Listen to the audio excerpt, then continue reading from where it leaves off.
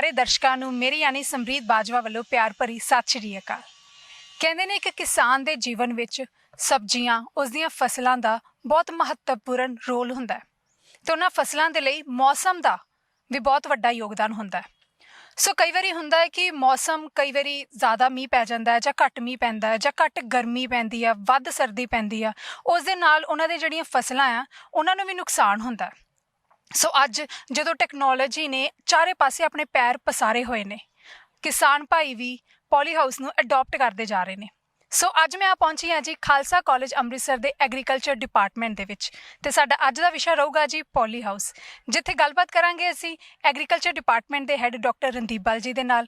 ਉਸ ਤੋਂ ਬਾਅਦ ਦੇਖਾਂਗੇ ਪੋਲੀ ਹਾਊਸ ਦੇ ਵਰਕਿੰਗ ਤੇ ਪ੍ਰਿੰਸੀਪਲ ਬਾਰੇ ਤੇ ਇਸ ਦੇ ਨਾਲ ਹੀ ਅੰਤ ਵਿੱਚ ਵਿਚਾਰ ਜਾਣਾਂਗੇ principal of Khalsa college Amritsar doctor Mahal Singh ji ਦੇ।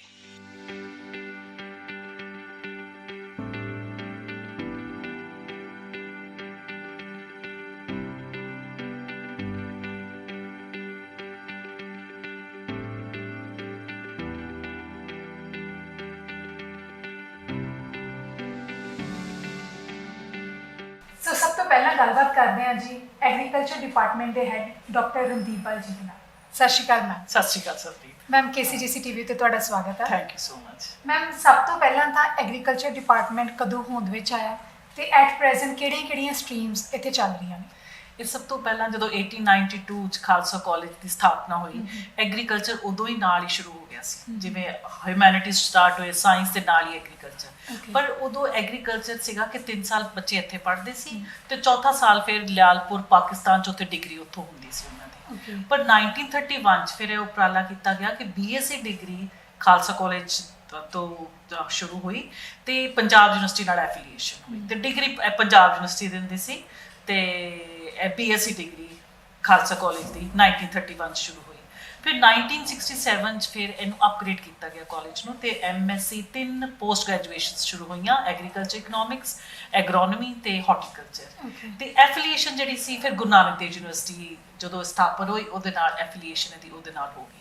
ਫਿਰ ਇੰਨੀ ਕਿ ਡਿਮਾਂਡ ਸੀ ਪੋਸਟ ਗ੍ਰੈਜੂਏਟ ਕੋਰਸਿਸ ਦੀ ਕਿ 2015 ਚ ਸਾਨੂੰ ਹੋਰ 3 ਕੋਰਸਿਸ ਸ਼ੁਰੂ ਕੀਤੇ post graduation, soil science, vegetable science ਤੇ ਐਂਟੋਮੋਲੋਜੀ ਤੇ ਸਟਾਰਟ। ਉਸ ਤੋਂ ਬਾਅਦ ਫਿਰ 2020 ਚ ਅਸੀਂ ਇਸ ਵਾਰੀ 2 ਹੋਰ ਪੋਸਟ ਗ੍ਰੈਜੂਏਸ਼ਨ ਸ਼ੁਰੂ ਕੀਤੀਆਂ, ਇੱਕ ਐਕਸਟੈਂਸ਼ਨ ਐਜੂਕੇਸ਼ਨ ਤੇ ਇੱਕ ਆ ਗਈ ਸਾਡੀ ਇਹਦੀ ਪਲਾਂਟ ਪੈਥੋਲੋਜੀ। ਠੀਕ ਹੈ। ਸੋ ਇਸ ਕਰਕੇ ਅਸੀਂ ਹੋਰ ਕਰ ਰਹੇ ਹਾਂ ਕਿ ਅਗਲੇ ਸਾਲ ਅਸੀਂ ਹੋਰ ਵੀ ਸ਼ੁਰੂ ਕਰ ਸਕੀਏ ਤਾਂ ਕਿ ਪੂਰਾ ਫੁੱਲ ਫਲੈਸ਼ਡ ਇੱਕ ਕਾਲਜ ਹੋ ਜਾਏ। ਇੱਕ ਸਭ ਤੋਂ ਵੱਡੀ ਗੱਲ ਹੈ ਕਿ ਸਾਡੇ ਕਾਲਜ ਨੂੰ ਇਸ ਵਾਰੀ Punjab state council of agriculture education ਤੋਂ ਅਪਰੂਵਲ ਮਿਲ ਗਈ ਹੈ। ਇਹ ਇੱਕ ਐਕਟ ਬਣਿਆ ਸੀ ਪੰਜਾਬ ਸਟੇਟ ਆਫ ਪੰਜਾਬ ਨੇ ਕਿ ਰੈਗੂਲੇਟ ਕਰਨ ਲਈ ਐਗਰੀਕਲਚਰ ਐਜੂਕੇਸ਼ਨ। ਸੋ ਅਸੀਂ ਉਹਦੇ ਸਾਰੇ ਜਿਹੜੀਆਂ ਸ਼ਰਤਾਂ ਸੀ, ਜਿਹੜੀਆਂ ਨੋਰਮਸ, ਕੰਡੀਸ਼ਨਸ, ਜਿਹੜੀਆਂ ਉਹਨਾਂ ਨੇ ਮਿਨੀਮਮ ਰਿਕੁਆਇਰਮੈਂਟਸ ਰੱਖੀਆਂ ਸੀ, ਸਾਡੇ ਕਾਲਜ ਨੇ ਉਹ ਪਾਸ ਕਰ ਲਈਆਂ ਤੇ ਉਹਨਾਂ ਨੇ ਸਾਨੂੰ ਅਪਰੂਵਲ ਦੇ ਦਿੱਤੀ। ਪੰਜਾਬ 'ਚ ਸਿਰਫ 3 ਹੀ ਕਾਲਜ ਹੈ ਜਿਨ੍ਹਾਂ ਨੂੰ ਅਪਰੂਵਲ ਮਿਲੀ ਹੈ ਤੇ ਜਿਹੜਾ ਖਾਲਸਾ ਕਾਲਜ ਹੈ ਉਹਨਾਂ 'ਚੋਂ ਸਾਡਾ ਕਾਲਜ ਹੈ ਉਹ ਇੱਕ ਹੈਗਾ।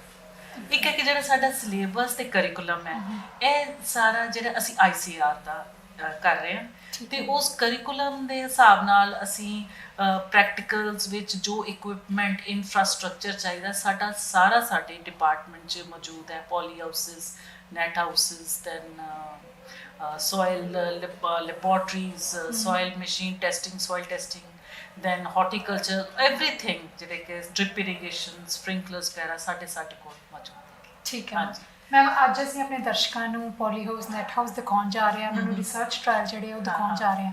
ਡਿਪਾਰਟਮੈਂਟ ਦੇ ਵਿੱਚ ਅਗਰ ਗੱਲ ਕਰੀਏ ਤਾਂ ਡ੍ਰਿਪ ਇਰੀਗੇਸ਼ਨ ਦੀ ਗੱਲ ਕਰ ਰਹੇ ਹੋ, ਪੋਲੀ ਹਾਊਸਿਸ ਦੀ ਗੱਲ ਕਰ ਰਹੇ ਹੋ, ਹੋਰ ਲੈਬਸ ਜਿਹੜੀਆਂ ਵੈਲ ਇਕੁਇਪਡ ਹੈ, ਸਾਰਾ ਕੁਝ ਸਾਰੀਆਂ ਵੈਲ ਇਕੁਇਪਡ ਹੈ। ਸਾਡੀ ਤਾਂ ਇਨਸਪੈਕਸ਼ਨ ਵੀ ਹੋਈ ਤੇ ਸਾਡੇ ਸਾਰਾ ਜਿੰਨੀਆਂ ਚੀਜ਼ਾਂ ਚਾਹੀਦੀਆਂ ਅਸੀਂ ਉਹ ਸਾਰੀਆਂ ਨੋਰਮਸ, ਕੰਡੀਸ਼ਨਸ ਅਸੀਂ ਮੇਨਟੇਨ ਕਰਕੇ ਸਭ ਕੁਝ ਇਨਫਰਾਸਟ੍ਰਕਚਰ ਪ੍ਰੋਪਰ ਹੈ। ਹਾਂਜੀ। ਸੋ ਇਹ ਗੱਲਬਾਤ ਕੀਤੀ ਅਸੀਂ head of agriculture department doctor Randeep Bal ji ਦੇ ਨਾਲ। ਸੋ ਚੱਲਦੇ ਹਾਂ ਫੀਲਡ ਵਿੱਚ ਤੇ ਤੁਹਾਨੂੰ ਡਿਟੇਲ ਵਿੱਚ ਦੱਸਦੇ ਹਾਂ ਪੋਲੀ ਹਾਊਸ ਬਾਰੇ। ਸੋ ਹੁਣ ਮੈਂ ਖੜੀ ਹਾਂ ਜੀ ਪ੍ਰੋਫੈਸਰ ਅਮੋਲਕ ਜੀ ਕੋਲ। ਸਤਿ ਸ਼੍ਰੀ ਅਕਾਲ ਸਰ। ਸਤਿ ਸ਼੍ਰੀ ਅਕਾਲ ਮੈਮ। ਸਰ ਸਭ ਤੋਂ ਪਹਿਲਾਂ ਤਾਂ ਪੋਲੀ ਹਾਊਸਿਸ ਹੁੰਦੇ ਕੀ ਨੇ ਤੇ ਇਹ ਬਣਾਏ ਕਿਉਂ ਜਾਂਦੇ ਨੇ? ਠੀਕ ਹੈ ਮੈਮ, ਪੋਲੀ ਹਾਊਸ ਨਹੀਂ, ਐਕਚੁਅਲੀ ਪੋਲੀ ਟਨਲਸ ਵੀ ਕਹਿ ਦਿੰਦੇ ਨੇ। ਇਹ ਕੀ ਹੈ ਕਿ ਜਿਸ ਤਰ੍ਹਾਂ ਸਾਡੀ ਕੁਦਰਤ ਨੇ ਇੱਕ ਨਿਵਾਜਿਆ ਸਾਨੂੰ ਇੱਕ ਇਨਵਾਇਰਨਮੈਂਟ ਦੇ ਨਾਲ, ਬਟ ਜਦੋਂ ਅਸੀਂ ਕੋਈ ਇਹੋ ਜਿਹੀਆਂ ਸਬਜ਼ੀਆਂ ਜਿਹੜੀਆਂ ਅਸੀਂ ਆਪਣੇ ਆਫ ਸੀਜ਼ਨ ਦੇ ਵਿੱਚ ਲਗਾਉਣੀਆਂ ਚਾਹੁੰਦੇ, ਜਿਸ ਤਰ੍ਹਾਂ ਗਰਮੀ ਵਾਲਾ ਹੁਣ 'ਚ ਖੀਰਾ ਜੇ ਅਸੀਂ ਉਗਾਉਣਾ ਚਾਹੀਏ ਤਾਂ ਅਸੀਂ ਉਹਨੂੰ ਉਹਦਾ ਬਣਦਾ ਜਿਹੜਾ ਤਾਪਮਾਨ ਹੈ, ਬਣਦੀ ਉਹਦੀ ਜਿਹੜੀ ਹਿਊਮਿਡਿਟੀ ਆ ਉਹ ਦੇ ਸਕੀਏ, ਉਹਦੇ ਲਈ ਅਸੀਂ ਇੱਕ ਸਟਰਕਚਰ ਪ੍ਰੋਵਾਈਡ ਕਰਦੇ ਹਾਂ ਉਹਨੂੰ। ਇਹ ਸਟਰਕਚਰ ਜਿਹੜੀ ਹੁੰਦੀ ਹੈ ਇਹਦੇ ਵਿੱਚ ਤੁਸੀਂ ਟੈਂਪਰੇਚਰ ਹਿਊਮਿਡਿਟੀ ਕੰਟਰੋਲ ਕਰ ਸਕਦੇ ਹੋ।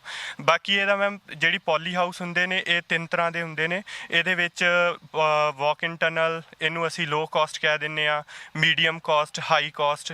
ਜਿਹੜਾ ਮੈਮ ਵਾਕ ਇਨ ਟਨਲ ਲੋ ਕਾਸਟ ਹੁੰਦਾ ਹੈ, ਇਹ ਤੁਸੀਂ ਇੱਕ ਨਾਲ ਦੇ ਵਿੱਚ ਇੱਕ ਛੋਟਾ ਕਿਸਾਨ ਵੀ ਫਿਜ਼ੀਬਲੀ ਲਗਾ ਕੇ ਆਪਣਾ ਜਿਹੜਾ ਕਿੱਤਾ ਇਹਨੂੰ ਸ਼ੁਰੂ ਕਰ ਸਕਦਾ ਹੈ।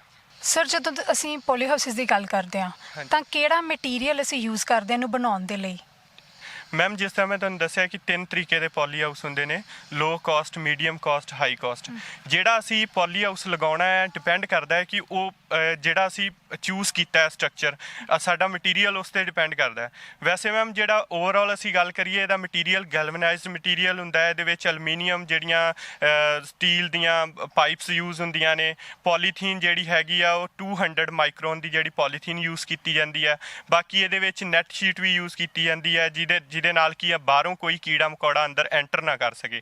ਇਹ ਇਨਵੈਸਟਮੈਂਟ ਇਹਦੀ ਆਪਾਂ ਅਗਰ ਗੱਲ ਕਰੀਏ ਤਾਂ ਜਿਹੜਾ ਲੋ ਕਾਸਟ ਹੈਗਾ ਉਹ 1 ਕਨਾਲ ਦੇ ਵਿੱਚ ਤਕਰੀਬਨ 3.5 ਲੱਖ ਰੁਪਇਆ ਉਹਦਾ ਖਰਚਾ ਆਉਂਦਾ ਹੈ।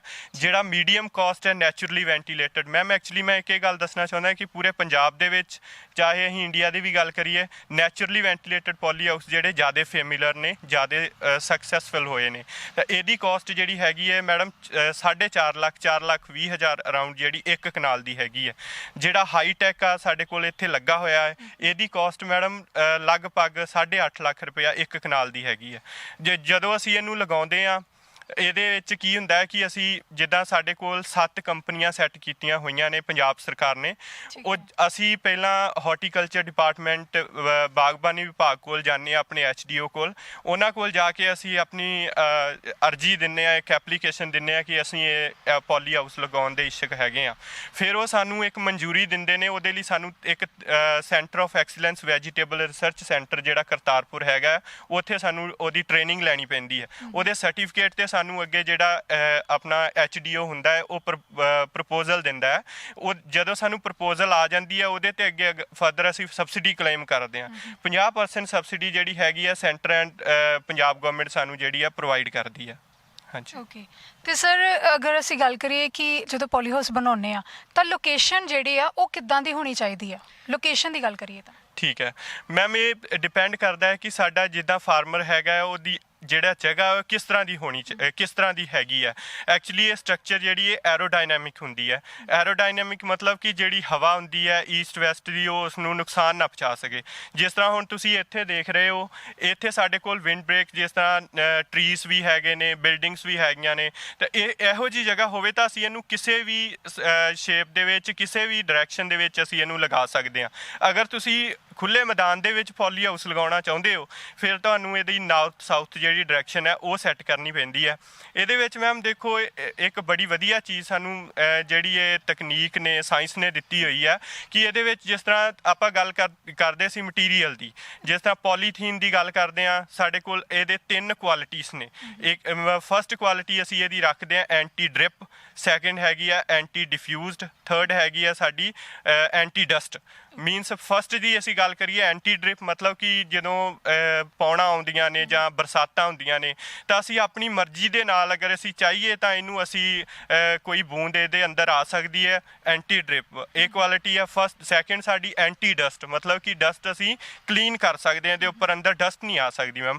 ਥਰਡ ਸਾਡਾ ਐਂਟੀ ਡਿਫਿਊਜ਼, ਮੋਸਟ ਇੰਪੋਰਟੈਂਟ ਜਿਹੜੀ ਕੁਆਲਿਟੀ ਹੈਗੀ ਆ ਕਿ ਜਿਸ ਤਰ੍ਹਾਂ ਸਨ ਰੇਜ਼ ਨੇ, ਇਹ ਕਈ ਵਾਰ ਜਿਹੜੀਆਂ ਹਾਰਮਫੁਲ ਸਨ ਰੇਜ਼ ਵੀ ਹੁੰਦੀਆਂ ਨੇ, ਪਲਾਂਟ ਨੂੰ ਹਾਰਮ ਕਰਦੀਆਂ ਨੇ, ਅਸੀਂ ਓਪਨ 'ਚ ਲਗਾਉਂਦੇ ਹਾਂ। ਇਹ ਸਾਡੇ ਕੋਲ ਜਿਹੜਾ 200 ਮਾਈਕਰੋਨ ਪੋਲੀਥੀਨ ਹੈਗਾ ਆ, ਇਹ ਜਿਹੜੀਆਂ ਸਾਡੀਆਂ ਸਨ ਰੇਜ਼ ਨੇ ਇਹਨੂੰ ਡਿਫਿਊਜ਼ ਕਰ ਦਿੰਦੀਆਂ ਨੇ, ਮਤਲਬ ਸਕੈਟਰਡ ਕਰ ਦਿੰਦੀਆਂ ਨੇ। ਤਾਂ ਇੱਕ ਥਾਂ 'ਤੇ ਜਿਹੜੀ ਹਾਰਮਫੁਲ ਰੇਜ਼ ਉਹ ਪੈ ਕੇ ਪਲਾਂਟ 'ਤੇ ਕੋਈ ਨੁਕਸਾਨ ਨਹੀਂ ਪਹੁੰਚਾਉਂਦੀ। ਉਹ ਜਿਹੜੀਆਂ ਸਨ ਰੇਜ਼ ਨੇ ਉਹ ਅੰਦਰ ਜਾ ਕੇ ਗ੍ਰੀਨ ਹਾਊਸ ਇਫੈਕਟ ਕ੍ਰੀਏਟ ਕਰਦੀਆਂ ਨੇ, ਤਾਪਮਾਨ ਨੂੰ ਵਧਾ ਦਿੰਦੀਆਂ ਨੇ। ਅਸੀਂ ਇਸ ਤਰੀਕੇ ਦੇ ਨਾਲ ਟੈਂਪਰੇਚਰ ਨੂੰ ਸੈੱਟ ਕਰਕੇ, ਹਿਊਮਿਡਿਟੀ ਨੂੰ ਸੈੱਟ ਕਰਕੇ ਆਪਣੇ ਪਲਾਂਟ ਨੂੰ, ਪੌਦੇ ਨੂੰ ਇੱਕ ਮਨ ਚਾਹਿਆ ਵਾਤਾਵਰਨ ਦੇ ਕੇ ਉਹਨੂੰ ਅਸੀਂ ਉਗਾ ਸਕਦੇ ਹਾਂ।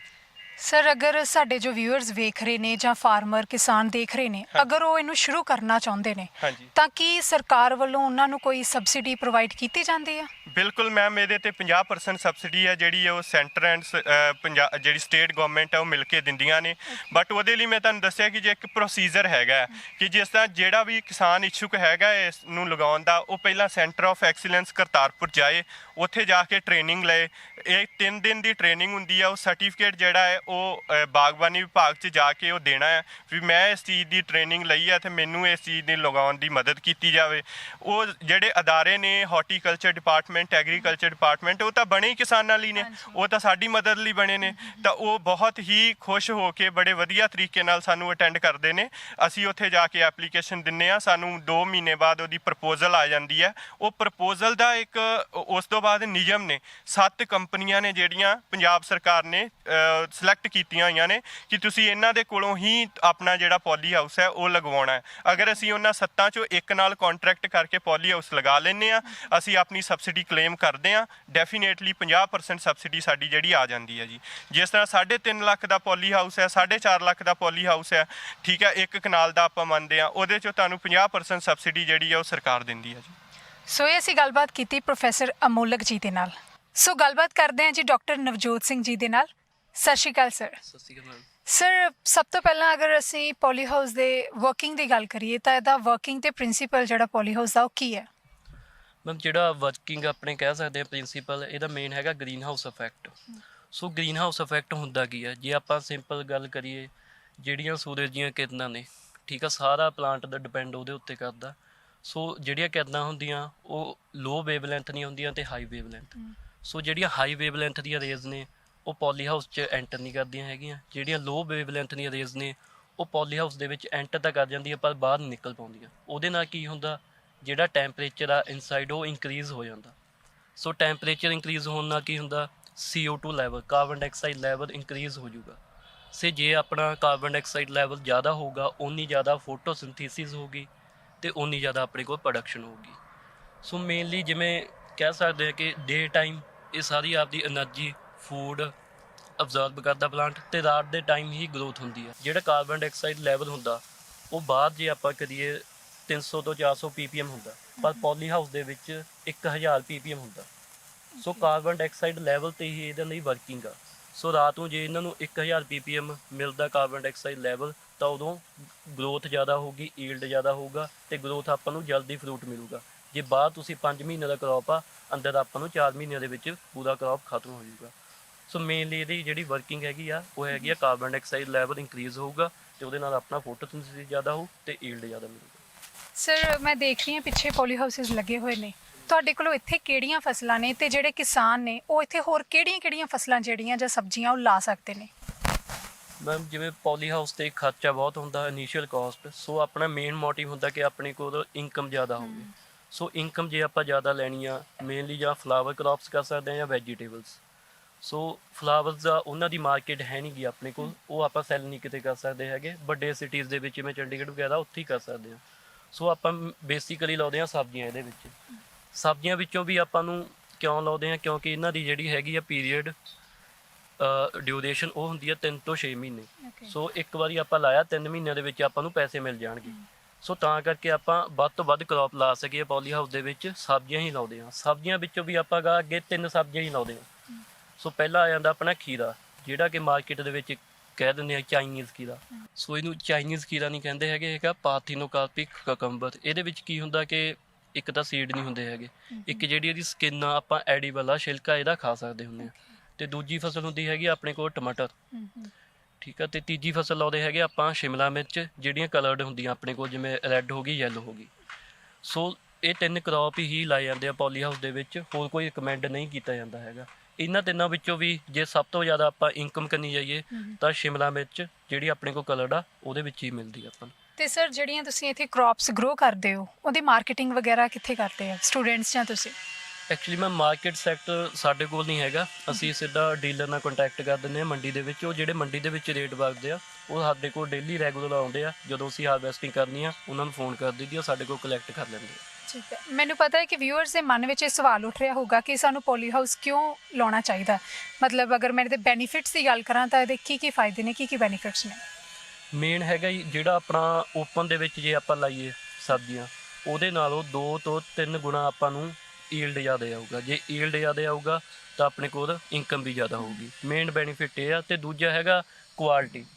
ਸੋ ਅੱਜ ਕੱਲ੍ਹ ਜਦੋਂ ਆਪਾਂ ਮਾਰਕੀਟ ਦੇ ਵਿੱਚ ਜਾਂਦੇ ਹਾਂ, ਸਭ ਤੋਂ ਪਹਿਲਾਂ ਆਪਾਂ ਕੁਆਲਿਟੀ ਚੈੱਕ ਕਰਦੇ ਹਾਂ। ਸੋ ਆਪਣੇ ਆਈ ਕੈਚਿੰਗ ਪੁਆਇੰਟ ਹੁੰਦਾ ਕੁਆਲਿਟੀ। ਸੋ ਜਿਹੜੀ ਬਾਹਰ ਨਾਲੋਂ ਕੁਆਲਿਟੀ ਜਿਹੜੀ ਅੰਦਰ ਮਿਲੂਗੀ ਆਪਾਂ ਨੂੰ ਪੋਲੀ ਹਾਊਸ ਦੇ ਵਿੱਚ, ਉਹ ਬਹੁਤ ਜ਼ਿਆਦਾ ਅੱਛੀ ਹੋਊਗੀ। ਤੇ ਸੈਕਿੰਡ, ਜਿਹੜੇ ਆਪਣੇ ਅੱਜ ਕੱਲ੍ਹ ਬਿਮਾਰੀਆਂ ਬਹੁਤ ਹੁੰਦੀਆਂ, ਸਬਜ਼ੀਆਂ ਪੰਜਾਬ ਦੇ ਵਿੱਚ ਗਰੋ ਤਾਈਓ ਬਹੁਤ ਘੱਟ ਹੁੰਦੀਆਂ ਨੇ ਬਿਮਾਰੀਆਂ ਕਰਕੇ। ਸੋ ਇਨਸੈਕਟ ਹੋ ਗਏ, ਜਿਹੜੇ ਆਪਣੇ ਕੀਟਾਣੂ ਹੋ ਗਏ, ਠੀਕ ਆ, ਡਿਜ਼ੀਜ਼ ਹੋ ਗਏ, ਉਹ ਪੋਲੀ ਹਾਊਸ ਦੇ ਵਿੱਚ ਜੇ ਐਂਟਰ ਹੀ ਨਾ ਹੋਣਗੇ ਤਾਂ ਆਪਾਂ ਉਹਨੂੰ ਡਿਜ਼ੀਜ਼ ਫਰੀ ਤਿਆਰ ਕਰ ਸਕਦੇ ਹਾਂ। ਸੋ ਆਪਾਂ ਬਿਮਾਰੀਆਂ ਤੋਂ ਵੀ ਬਚ ਸਕਦੇ ਹਾਂ।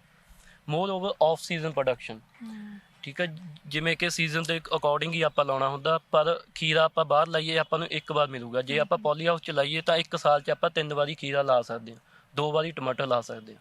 ਸੋ ਆਪਾਂ ਨੇ ਕੋਈ ਆਫ ਸੀਜ਼ਨ ਪ੍ਰੋਡਕਸ਼ਨ ਕਰਾਂਗੇ ਤਾਂ ਆਪਾਂ ਨੂੰ ਮਾਰਕੀਟ ਵਿੱਚ ਵੀ ਹਾਇਰ ਪ੍ਰਾਈਸ ਮਿਲੂਗਾ ਉਹਦਾ। ਸਰ ਕੋਈ ਹੋਰ ਪਾਰਟਿਕੂਲਰ ਫੀਚਰ ਪੋਲੀ ਹਾਊਸ ਦਾ ਜਿਹੜਾ ਤੁਸੀਂ ਸਾਡੇ ਦਰਸ਼ਕਾਂ ਦੇ ਨਾਲ, ਵਿਊਅਰਸ ਨਾਲ ਸਾਂਝਾ ਕਰਨਾ ਚਾਹੁੰਦੇ ਹੋ?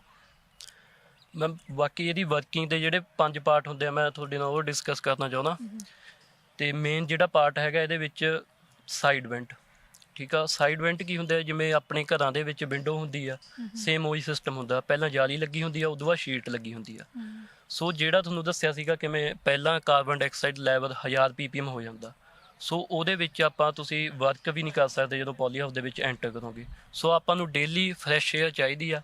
ਸੋ ਸਰਕੂਲੇਟ ਹੋਣੀ ਚਾਹੀਦੀ ਆ। ਉਹ ਆਪਾਂ ਡੇ ਟਾਈਮ ਦੇ ਵਿੱਚ 11 ਵਜੇ ਤੋਂ ਲੈ ਕੇ ਸ਼ਾਮ ਦੇ 3 ਵਜੇ ਤੱਕ ਆਪਾਂ ਚੱਕ ਦਿੰਦੇ ਹਾਂ। ਇਕੱਲੀ ਜਾਲੀ ਹੁੰਦੀ ਆ, ਸ਼ੀਟ ਚੱਕ ਦਿੰਦੇ ਹਾਂ। ਸੋ ਸ਼ਾਮ ਨੂੰ 3 ਵਜੇ ਫਿਰ ਆਪਾਂ ਉਹ ਸੈੱਟ ਦਿੰਦੇ ਹਾਂ, ਤਾਂ ਕਿ ਜਿਹੜਾ ਆਪਣਾ ਡੇ ਟਾਈਮ ਦੇ ਵਿੱਚ ਟੈਂਪਰੇਚਰ ਹਾਇਰ ਹੋਇਆ ਉਹਨੂੰ ਆਪਾਂ ਮੇਨਟੇਨ ਕਰ ਸਕੀਏ। ਸੋ ਟੈਂਪਰੇਚਰ ਜਿਹੜਾ ਡਿਫਰੈਂਸ ਹੈਗਾ 5 ਤੋਂ 7 ਡਿਗਰੀ ਬਾਹਰ ਨਾਲੋਂ ਜ਼ਿਆਦਾ ਟੈਂਪਰੇਚਰ ਹੋਊਗਾ ਅੰਦਰ। ਠੀਕ ਹੈ। ਸੋ ਜਿਹੜੀ ਸਬਜ਼ੀਆਂ ਦੀ ਪ੍ਰੋਡਕਸ਼ਨ ਆ ਉਹਦੇ ਵਿੱਚ ਨਾਈਟ ਟੈਂਪਰੇਚਰ ਦਾ ਬਹੁਤ ਜ਼ਿਆਦਾ ਇਫੈਕਟ ਆ। 12 ਡਿਗਰੀ ਸੈਲਸੀਅਸ ਤੋਂ ਲੈ ਕੇ 20 ਡਿਗਰੀ ਸੈਲਸੀਅਸ ਹੀ ਟੈਂਪਰੇਚਰ ਜੇ ਰਹੂਗਾ ਤਾਂ ਹੀ ਫਲਾਵਰ ਕਨਵਰਟ ਹੋਊਗਾ ਫਰੂਟ ਦੇ ਵਿੱਚ। ਸੋ ਪੰਜਾਬ ਦੇ ਵਿੱਚ ਜਿਹੜਾ ਟਮਾਟਰ ਆ ਉਹ ਤਾਂ ਹੀ ਨਹੀਂ ਗਰੋ ਹੁੰਦਾ, ਸਿਰਫ 2 ਹਫ਼ਤਿਆਂ ਦਾ ਟਾਈਮ ਹੁੰਦਾ ਜਦੋਂ ਉਹਨੂੰ ਨਾਈਟ ਟੈਂਪਰੇਚਰ ਮਿਲਦਾ। ਸੋ ਇਸ ਕਰਕੇ ਪੋਲੀ ਹਾਊਸ ਦੇ ਵਿੱਚ ਆਪਾਂ ਨਾਈਟ ਟੈਂਪਰੇਚਰ ਹੁੰਦਾ ਉਹਨੂੰ ਟਰਾਈ ਕੀਤਾ ਜਾਂਦਾ ਤੇ ਉਹ ਕੰਟਰੋਲ ਵੀ ਹੋ ਜਾਂਦਾ 12 ਤੋਂ 20 ਡਿਗਰੀ ਸੈਲਸੀਅਸ। ਸਰ ਮੈਂ ਕੁਝ ਵੇਖ ਰਹੀ ਸੀ ਕਿ ਵੈਸੇ ਅਸੀਂ ਜਦੋਂ ਡ੍ਰਿਪ ਇਰੀਗੇਸ਼ਨ ਦੀ ਗੱਲ ਕਰਦੇ ਹਾਂ ਤਾਂ ਡ੍ਰਿਪਸ ਸਬ ਸਰਫੇਸ ਜਾਂ ਸਰਫੇਸ ਤੇ ਲੱਗੇ ਹੁੰਦੇ, ਜਾਂ ਸਪ੍ਰਿੰਕਲਰ ਵੀ ਜਿਹੜੇ ਉਹ ਨੀਚੇ ਲੱਗੇ ਹੁੰਦੇ ਆ। ਇੱਥੇ ਜਿਹੜੇ ਸਪ੍ਰਿੰਕਲਰ ਆ ਉਹ ਤੁਸੀਂ ਉੱਪਰ ਲਾਏ ਹੋਏ ਆ, ਈਵਨ ਫੈਨਸ ਲੱਗੇ ਹੋਏ, ਉਹਨਾਂ ਦਾ ਕੀ ਫੰਕਸ਼ਨ ਆ? ਇਹ ਐਕਚੁਅਲੀ ਮੈਮ ਜਿਹੜਾ ਪਲਾਂਟ ਆ ਕੋਈ ਵੀ, ਠੀਕ ਆ, ਉਹਦੇ ਲਈ ਟੈਂਪਰੇਚਰ ਰੇਂਜ ਹੁੰਦੀ ਆ। ਇੱਕ ਤਾਂ ਤੁਹਾਨੂੰ ਮੈਂ ਨਾਈਟ ਟੈਂਪਰੇਚਰ ਦੱਸਿਆ, ਇੱਕ ਹੁੰਦੀ ਆ 15 ਤੋਂ 30 ਡਿਗਰੀ ਸੈਲਸੀਅਸ ਮੇਨਟੇਨ ਕਰਨਾ ਹੁੰਦਾ। ਦੂਜਾ ਹੁੰਦਾ ਰੈਲੇਟਿਵ ਹਿਊਮਿਡਿਟੀ, ਨਮੀ 60 ਤੋਂ 80% ਆਪਾਂ ਕੰਟਰੋਲ ਕਰਨੀ ਹੁੰਦੀ ਆ। ਸੋ ਜਿਹੜੇ ਫੌਗਰਸ ਲੱਗੇ ਹੁੰਦੇ ਆ ਉਹਨਾਂ ਦਾ ਮੇਨ ਪਰਪਸ ਆਹੀ ਆ ਕਿ ਉਹ ਟੈਂਪਰੇਚਰ, ਜਿਵੇਂ ਗਰਮੀਆਂ ਦੇ ਵਿੱਚ ਟੈਂਪਰੇਚਰ ਹਾਇਰ ਹੋ ਜਾਂਦਾ, ਸੋ ਉਹਨੂੰ ਘਟਾਉਣ ਦੇ ਲਈ ਆਪਾਂ ਫੌਗਰ ਚਲਾਉਂਦੇ ਆ।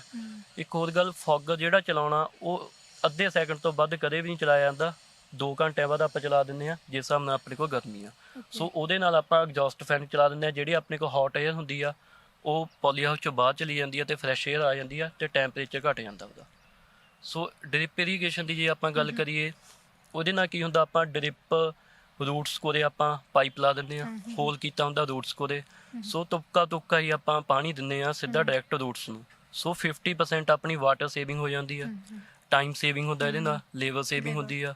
ਮੋਰ ਓਵਰ ਇੱਕ ਚੀਜ਼ ਇਹਦੇ ਵਿੱਚ ਹੋਰ ਆ ਕਿ ਆਪਾਂ ਜਿਹੜੇ ਖਾਦ ਆ, ਫਰਟੀਲਾਈਜ਼ਰਸ ਆ, ਉਹ ਆਪਾਂ ਪਾਣੀ ਵਿੱਚ ਘੋਲ ਦਿੰਦੇ ਆ ਤੇ ਡਾਇਰੈਕਟ ਉਹਦੀ ਸੀਡ ਨੂੰ ਮਿਲਦੀ ਆ। ਤੁਸੀਂ ਇੱਥੇ ਜਿਹੜੇ ਫਰਟੀਲਾਈਜ਼ਰਸ ਉਹ ਮਤਲਬ ਆਰਗੈਨਿਕ ਮੈਨਿਓਰ ਯੂਜ਼ ਕਰਦੇ ਹੋ ਜਾਂ ਫਰਟੀਲਾਈਜੇਸ਼ਨ ਜਿਹੜੀ ਉਹ ਕਿੱਦਾਂ ਕਰਦੇ ਹੋ?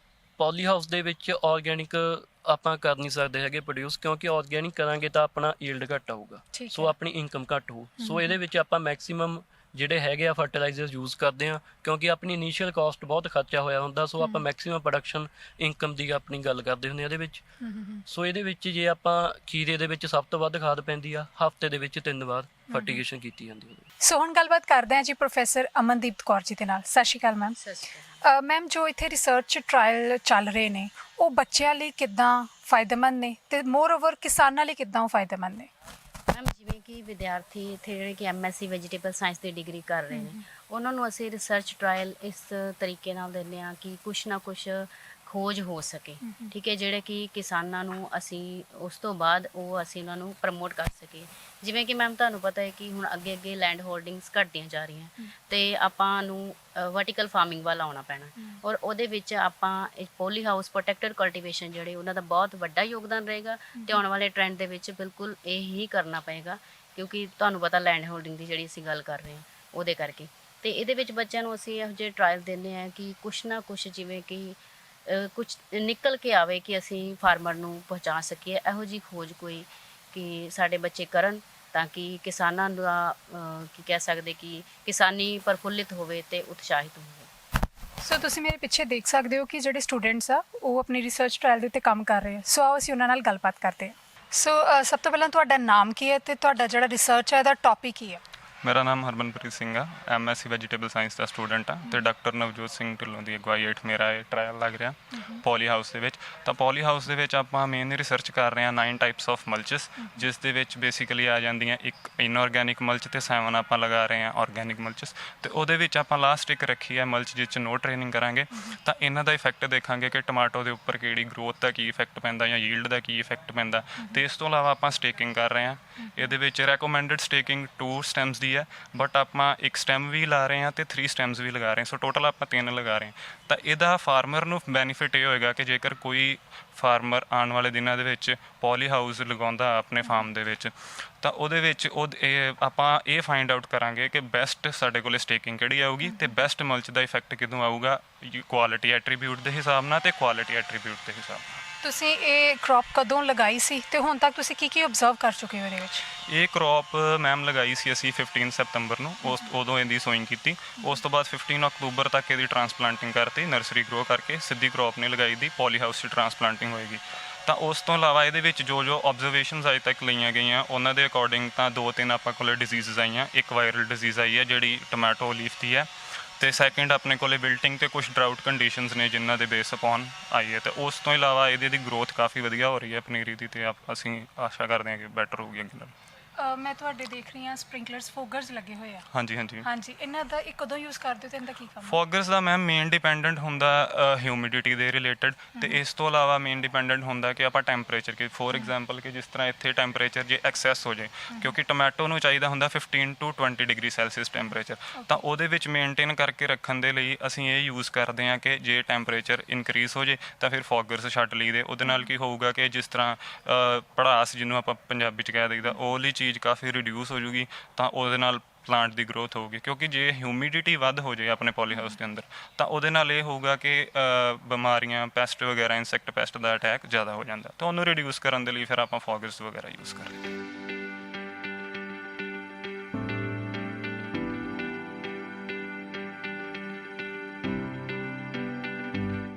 ਅਸੀਂ ਪੋਲੀ ਹਾਊਸ ਦੇ ਅੰਦਰ ਖੜੇ ਹਾਂ, ਤੁਸੀਂ ਵੇਖ ਸਕਦੇ ਹੋ ਮੇਰੇ ਪਿੱਛੇ ਰਿਸਰਚ ਟਰਾਇਲ ਲੱਗਾ ਹੋਇਆ। ਸੋ ਇਹ ਰਿਸਰਚ ਟਰਾਇਲ ਤੁਸੀਂ ਲਗਾਇਆ ਹੋਇਆ। ਤੁਹਾਡਾ ਨੇਮ ਕੀ ਹੈ ਤੇ ਤੁਹਾਡੀ ਜਿਹੜੀ ਰਿਸਰਚ ਹੈ ਦਾ ਟੌਪਿਕ ਕੀ ਹੈ? ਮੇਰਾ ਨਾਮ ਗੁਰਪਿਆਰ ਸਿੰਘ ਹੈ। ਜਿਹੜਾ ਮੇਰਾ ਟੌਪਿਕ ਹੈ ਉਹ genetic evaluation for fruit yield and its associated traits in parthenocarpic cucumber. ਇਹਦੇ 'ਚ ਅਸੀਂ 10 ਵੈਰਾਈਟੀਜ਼ ਲਾਈਆਂ ਤੇ ਜਿਹੜੀਆਂ ਕਿ ਅਸੀਂ HAU Hisar agriculture university, PAU Punjab agriculture university, ਵੱਖਰੀਆਂ ਯੂਨੀਵਰਸਿਟੀਜ਼ ਤੋਂ ਲੈ ਕੇ 10 ਵੈਰਾਈਟੀਜ਼ ਲਾਈਆਂ। ਤੇ ਇਹਦੇ 'ਚ ਅਸੀਂ ਦੇਖ ਸਕਦੇ ਹੋ ਤੁਸੀਂ ਇਵੈਲੂਏਸ਼ਨ ਕਰਨੀ ਆ ਕਿ ਆਪਣਾ ਜਿਹੜੀਆਂ 10 ਵੈਰਾਈਟੀਜ਼ ਆ ਉਹ 'ਚ ਕੀ ਆਪਾਂ ਇੰਪਰੂਵਮੈਂਟ ਕਰ ਸਕਦੇ ਹਾਂ, ਕਿ ਆਪਾਂ ਕਿਹੜਾ ਟ੍ਰੇਟ ਆਪਾਂ ਇੱਕ ਸਿਲੈਕਟ ਕਰ ਸਕਦੇ ਹਾਂ ਤੇ ਉਹਦੇ ਲਈ ਆਪਾਂ ਅੱਗੇ ਇੱਕ ਵੈਰਾਈਟੀ ਚੂਜ਼ ਕਰ ਲਾਂਗੇ ਤੇ ਉਹ ਅੱਗੇ ਆਪਾਂ ਇੰਪਰੂਵਮੈਂਟ ਕਰ ਸਕਦੇ ਹਾਂ। ਤੁਸੀਂ ਪੋਲੀ ਹਾਊਸ ਦੇ ਵਿੱਚ ਇਹਨੂੰ ਲਗਾਇਆ। ਹਾਂਜੀ, ਇਹ ਜਿੱਦਾਂ ਬਾਕੀ ਅਸੀਂ ਆਫ ਸੀਜ਼ਨ ਅਸੀਂ ਲਾਉਂਦੇ ਆ, ਨਾਰਮਲੀ ਅਸੀਂ ਲਾਉਂਦੇ ਆ ਬਾਹਰ, ਤੇ ਜਿਹੜੀ ਅਸੀਂ ਇੱਥੇ ਕ੍ਰੌਪ ਲਾ ਰਹੇ ਹਾਂ, ਤੁਸੀਂ ਕੀ ਡਿਫਰੈਂਸ ਵੇਖਦੇ ਹੋ ਦੋਵਾਂ ਦੇ ਵਿੱਚ? ਇੱਕ ਤਾਂ ਆਫ ਸੀਜ਼ਨ ਹੀ ਆ ਕੇ ਆਪਾਂ ਨੂੰ ਪਤਾ ਲੱਗ ਗਿਆ, ਤੇ ਦੂਸਰੇ ਝਾੜ ਦਾ ਜਿਹੜਾ ਬਹੁਤ ਫਰਕ ਪੈਂਦਾ। ਜੇ ਆਪਾਂ ਬਾਹਰ ਖੀਰਾ ਲਾਈਏ ਤਾਂ ਉਹ ਐਵਰੇਜ 70 ਕੁਇੰਟਲ ਝਾੜ ਦਿੰਦਾ, ਤੇ ਹੁਣ ਇਹ ਬਾਹਰ ਅੰਦਰ ਲਾਇਆ ਤੇ ਐਵਰੇਜ ਜਿਹੜਾ ਮੰਨਿਆ ਜਾਂਦਾ 330 ਆ ਆਪਣੇ ਸੀਜ਼ਨ 330 ਕੁਇੰਟਲ ਪਰ ਏਕੜ ਝਾੜ ਦੇ ਜਾਂਦਾ। ਓਕੇ, ਤੇ ਇਹ ਤੁਸੀਂ ਕਦੋਂ ਲਗਾਈ ਸੀਗੀ ਤੇ ਕਦੋਂ ਤੱਕ ਤੁਹਾਨੂੰ ਲੱਗਦਾ ਹੈ ਤੇ ਮਾਰਕੀਟਿੰਗ ਕਿੱਥੇ ਕਰੋਗੇ ਤੁਸੀਂ? ਇਹ ਅਸੀਂ 15 ਸਤੰਬਰ ਨੂੰ ਇਹ ਟਰਾਂਸਪਲਾਂਟਿੰਗ ਕਰਤੀ ਸੀ ਤੇ ਹੁਣ ਇਹਦੀ ਹਾਰਵੈਸਟਿੰਗ ਹੋ ਜਾਂਦੀ ਹੈ। 45 ਦਿਨਾਂ ਬਾਅਦ ਆਪਾਂ ਹਾਰਵੈਸਟ ਕਰਨ ਲੱਗ ਜਾਂਦੇ ਹਾਂ। ਠੀਕ ਹੈ। ਤੇ ਹੁਣ ਇਹ ਬਾਹਰ ਮੰਡੀ 'ਚ ਇਹਦੀ ਮਾਰਕੀਟਿੰਗ ਹੋ ਰਹੀ ਹੈ। ਠੀਕ ਹੈ। ਸੋ ਵਿਸ਼ਾ ਚੱਲ ਰਿਹਾ ਹੈ ਜੀ ਪੋਲੀ ਹਾਊਸ। ਗੱਲਬਾਤ ਕਰਦੇ ਹਾਂ principal of Khalsa college Amritsar doctor Mahal Singh ji ਦੇ ਨਾਲ ਤੇ ਜਾਣਦੇ ਹਾਂ ਉਹਨਾਂ ਦੇ ਵਿਚਾਰ। ਹਾਂਜੀ ਸਰ। ਇਹ ਸਾਡੇ poly house Khalsa college agriculture department ਦੇ ਸਿਲੇਬਸ ਦਾ ਹਿੱਸਾ ਨੇ। ਔਰ ਇਹ ਬਹੁਤ ਸਾਰੇ ਬੱਚੇ ਇਲੈਕਟਿਵ ਸਬਜੈਕਟ ਪੋਲੀ ਹਾਊਸ ਦੇ ਵਿੱਚ ਜਿਹੜੀਆਂ ਅਸੀਂ ਵੈਜੀਟੇਬਲਸ ਮਤਲਬ ਪੈਦਾ ਕਰਦੇ ਆ ਉਹ ਅਪਣਾਉਂਦੇ ਨੇ। ਖਾਲਸਾ ਕਾਲਜ ਇੱਕ ਐਸਾ ਕਾਲਜ ਆ ਵੀ ਸਾਡਾ ਮਤਲਬ ਕੋਈ ਵੀ ਡਿਪਾਰਟਮੈਂਟ ਆ ਉਹ ਆਪਣੇ ਸਿਲੇਬਸ ਦੇ ਮੁਤਾਬਕ ਪ੍ਰੋਪਰ ਉਹਦੀਆਂ ਲੈਬ ਉਹਦਾ ਸਾਰਾ ਕੁਝ ਮਤਲਬ ਸਾਜੋ ਸਮਾਨ ਉਹ ਪੂਰਾ ਕਰਦਾ। ਇਹ ਸਾਡੀਆਂ ਇੱਕ ਕਿਸਮ ਦੀਆਂ ਪੋਲੀ ਹਾਊਸ ਵੈਜੀਟੇਬਲ ਪੈਦਾ ਕਰਨ ਦੇ ਨਵੇਂ ਤਰੀਕਿਆਂ ਦੀਆਂ ਲੈਬਸ ਨੇ। ਇਹਨੂੰ ਪ੍ਰੋਟੈਕਟਡ ਖੇਤੀ ਦੇ ਵਿੱਚ ਵੀ ਅਸੀਂ ਮੰਨਦੇ ਹਾਂ ਵੀ ਜਿਵੇਂ ਹੁਣ ਅੱਗੇ ਮੌਸਮ ਧੁੰਦਾਂ ਪੈਣੀਆਂ ਜਾਂ ਕੁਛ ਤਰ੍ਹਾਂ ਬਰਸਾਤ ਹੋ ਜਾਂਦੀ, ਗੜੇ ਪੈ ਜਾਂਦੇ ਆ, ਸਬਜ਼ੀਆਂ ਮਾਰੀਆਂ ਜਾਂਦੀਆਂ, ਖਰਾਬ ਹੋ ਜਾਂਦੀਆਂ, ਪਰ ਇਹਦੇ ਵਿੱਚ ਕੋਈ ਚੀਜ਼ ਖਰਾਬ ਨਹੀਂ ਹੁੰਦੀ ਔਰ ਬੜੇ ਨੈਚੁਰਲ ਤਰੀਕੇ ਨਾਲ ਮਤਲਬ ਡ੍ਰਿਪ ਸਿਸਟਮ ਵੀ ਲੱਗਾ, ਅਸੀਂ ਪੈਦਾ ਕਰਦੇ ਆ ਇਹਨੂੰ ਸਬਜ਼ੀਆਂ ਨੂੰ। ਔਰ ਇਹ ਬੱਚਿਆਂ ਦਾ ਆਪਣੇ MSc ਦੇ ਟਰਾਇਲ ਨੇ। MSc ਦੇ ਟੌਪਿਕ ਦੇ ਮੁਤਾਬਕ ਉਹ ਚਾਹੇ ਇਹਦੇ 'ਚ ਮਤਲਬ ਖੀਰਾ ਆ, ਟਮਾਟਰ ਆ, ਮਤਲਬ ਜਿਹੜੀ ਹੋਰ ਵੀ ਕਈ ਸਾਰੀਆਂ ਇਹਨਾਂ ਦੀਆਂ ਕਿਸਮਾਂ ਜਿਹੜੀਆਂ ਨੇ, ਨਵੀਆਂ ਟਮਾਟਰ ਦੀਆਂ ਹੀ ਕਈ ਕਿਸਮਾਂ ਨੇ, ਅਤੇ ਸ਼ਿਮਲਾ ਮਿਰਚ ਆ ਉਹਦੇ ਕਈ ਰੰਗਾਂ ਦੀਆਂ ਕਿਸਮਾਂ ਨੇ। ਅਤੇ ਉਹ ਸਾਰੇ ਬੱਚੇ ਇਹ ਵੀ ਕਿਸਾਨਾਂ ਨੂੰ ਮੈਸੇਜ ਦੇਣਾ ਚਾਹੁੰਦੇ ਨੇ ਵੀ ਇਹੋ ਜਿਹੀ ਖੇਤੀ ਨਾਲ ਬਹੁਤ ਥੋੜ੍ਹੇ ਥਾਂ 'ਚ ਥੋੜ੍ਹੇ ਖਰਚੇ ਨਾਲ ਤੁਸੀਂ ਜ਼ਿਆਦਾ ਅੱਛੀ ਪ੍ਰੋਡਕਸ਼ਨ ਲੈ ਸਕਦੇ ਹੋ ਔਰ ਉਹ ਆਰਗੈਨਿਕ ਤਰੀਕੇ ਨਾਲ, ਨੈਚੁਰਲ ਤਰੀਕੇ ਨਾਲ ਲੈ ਸਕਦੇ ਹੋ। ਅਤੇ ਇਸ ਕਰਕੇ ਇਹ ਛੋਟੇ ਕਿਸਾਨਾਂ ਨੂੰ ਅਗਰ ਇਹ ਮੈਥਡ ਅਡਾਪਟ ਕਰਦੇ ਨੇ ਅਤੇ ਇਹ ਬੜਾ ਕਮਰਸ਼ੀਅਲ ਤੌਰ 'ਤੇ ਵੀ ਲਾਹੇਵੰਦ ਆ। ਇੱਕ ਵਾਰੀ ਖਰਚਾ ਹੁੰਦਾ ਹੈ, ਫਿਰ ਇਹ ਕਈ ਸਾਲਾਂ ਤੱਕ 10, 12, 15 ਸਾਲ ਜੇ ਸਾਂਭ ਸੰਭਾਲ ਕਰਦੇ ਰਹੋ ਇਹ ਮਾਡਲ ਚੱਲੀ ਜਾਂਦਾ। ਮਤਲਬ ਇਹਦੇ ਤੋਂ ਅੱਗੇ ਜਦੋਂ ਸਾਡੇ ਪਿੱਛੇ ਕਿਸਾਨੀ ਦੇ ਟ੍ਰੇਨਿੰਗ ਕਈ ਕੈਂਪ ਲੱਗਦੇ ਆ, ਉਦੋਂ ਵੀ ਅਸੀਂ ਕਿਸਾਨਾਂ ਨੂੰ ਆਪਦੇ ਪੋਲੀ ਹਾਊਸ ਵੀ ਵਿਖਾਉਂਦੇ ਆ ਵੀ ਕਿਵੇਂ ਤੁਸੀਂ ਖੀਰਾ ਦੇਖੋ ਕਿਵੇਂ ਉੱਪਰ ਵੇਲਾ ਵਾਂਗ ਸਾਰਾ ਚੱਲ ਰਿਹਾ, ਕਿੰਨੀ ਜ਼ਿਆਦਾ ਪ੍ਰੋਡਕਸ਼ਨ ਆ ਉਹਨਾਂ ਦੀ, ਔਰ ਕਿਸ ਤਰ੍ਹਾਂ ਟਮਾਟਰ ਵੀ ਆ, ਕਿਸ ਤਰ੍ਹਾਂ ਸ਼ਿਮਲਾ ਮਿਰਚ ਆ। ਅਤੇ ਇਹ ਤੁਸੀਂ ਥੋੜ੍ਹੇ ਥਾਂ 'ਚ ਮਤਲਬ 10-15 ਮਰਲੇ ਕਨਾਲ, 1.5 ਕਨਾਲ, 2 ਕਨਾਲ ਦੇ ਵਿੱਚ ਕਰਕੇ, ਅਤੇ ਮਤਲਬ ਇਹਦੇ 'ਚੋਂ ਮਤਲਬ ਤੁਸੀਂ ਇਮੈਜਨ ਕਰੋ ਵੀ ਤੁਸੀਂ ਕਨਾਲ 2 ਕਨਾਲ 'ਚ ਲੱਖਾਂ ਦਾ ਪ੍ਰੋਫਿਟ ਲੈ ਸਕਦੇ। ਇਹ ਖੇਤੀ ਦਾ ਇੱਕ ਨਵਾਂ ਮਾਡਲ ਆ, ਇਹ ਸਾਡੇ ਸਿਲੇਬਸ ਦਾ ਹਿੱਸਾ ਵੀ ਆ ਔਰ ਅਸੀਂ ਆਪਣੇ ਬੱਚਿਆਂ ਨੂੰ ਸਿਲੇਬਸ ਦੇ ਮੁਤਾਬਕ ਹਰ ਉਹ ਚੀਜ਼ ਪ੍ਰੋਵਾਈਡ ਕਰਦੇ ਹਾਂ ਜਿਹੜੀ ਉਹਨਾਂ ਦੇ ਸਿਲੇਬਸ ਦਾ ਹਿੱਸਾ ਆ। ਔਰ ਇਹ ਸਾਡਾ ਮਤਲਬ ਬਹੁਤ ਸਾਡੀਆਂ ਜਦੋਂ ਐਕਰੀਡੇਸ਼ਨ ਬਾਡੀਜ਼ ਆਉਂਦੀਆਂ ਨੇ, ਇਹ ਸਾਡਾ ਹਾਰਟੀਕਲਚਰ, ਨਰਸਰੀ, ਸਾਡਾ ਇਹ ਜਿਹੜੇ ਪੋਲੀ ਹਾਊਸ ਆ, ਇਹਦਾ ਬਹੁਤ ਜ਼ਿਆਦਾ ਸਾਨੂੰ ਵੇਟੇਜ ਵੀ ਮਿਲਦਾ ਵੀ ਖਾਲਸਾ ਕਾਲਜ ਐਸਾ ਕਾਲਜ ਆ ਜਿਹਦੀ ਆਪਣਾ ਡੇਅਰੀ ਫਾਰਮ ਵੀ ਆ, ਡੇਅਰੀ ਆ, 100 ਦੇ ਕਰੀਬ ਪਸ਼ੂ ਵੀ ਆ। ਅਤੇ ਇਸ ਤਰ੍ਹਾਂ ਮਤਲਬ ਇਹ 1931 ਦਾ ਡਿਪਾਰਟਮੈਂਟ ਹੈ ਸਾਡਾ, ਇਹ ਜਿਹੜਾ ਪੰਜਾਬ ਐਗਰੀਕਲਚਰ ਕੌਂਸਲ ਨੂੰ ਵੱਲੋਂ ਐਕਰੀਡੇਟਡ ਵੀ ਆ ਔਰ ਉਹ ਪੂਰੀ ਤਰ੍ਹਾਂ ਮਤਲਬ ਸਾਨੂੰ ਸੰਤੁਸ਼ਟੀ ਪ੍ਰਗਟਾ ਕੇ ਗਏ ਵੀ ਖਾਲਸਾ ਕਾਲਜ ਕੋਲ ਹਰ ਚੀਜ਼ ਆ। ਫੀਲਡ ਦੇ ਵਿੱਚ ਬੱਚਿਆਂ ਨੂੰ ਪ੍ਰੋਪਰ ਪ੍ਰੈਕਟੀਕਲ ਕਰਾਏ ਜਾਂਦੇ, ਉਹਨੂੰ ਪ੍ਰੋਪਰ ਜਿੰਨੀ ਜਗ੍ਹਾ ਉਹ ਦਿੱਤੀ ਜਾਂਦੀ ਆ। ਔਰ ਜੋ ਮਤਲਬ ਸਾਡਾ ਇਹਨਾਂ 'ਤੇ ਇੱਕ ਵਾਰੀ 15 ਲੱਖ 20 ਲੱਖ ਲੱਗਾ, ਅਸੀਂ ਕੋਈ ਇਹਦੇ 'ਤੇ ਕੋਈ ਮਤਲਬ ਸੰਕੋਚ ਨਹੀਂ ਕਰਦੇ ਵੀ ਇਹ ਖਾਲਸਾ ਕਾਲਜ ਕੋਈ ਇਹ ਕਮਰਸ਼ੀਅਲ ਜਾਂ ਸ਼ੌਪ ਸਿਸਟਮ ਨਾਲ ਨਹੀਂ ਚੱਲਦਾ ਵੀ ਬੱਚਿਆਂ ਨੂੰ ਪ੍ਰੋਪਰ ਉਹ ਫੀਲਡ ਦੀ ਐਜੂਕੇਸ਼ਨ ਮਿਲਣੀ ਚਾਹੀਦੀ ਆ।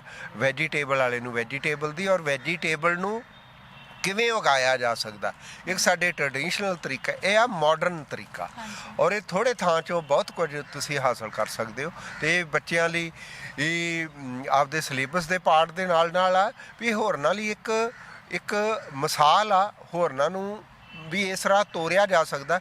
ਅਸੀਂ ਇਹਦੇ ਨਾਲ ਇਹ ਵੀ ਪਰਪਸ ਆਪਦਾ ਸੋਲਵ ਕਰਦੇ ਹਾਂ। ਧੰਨਵਾਦ ਸਰ।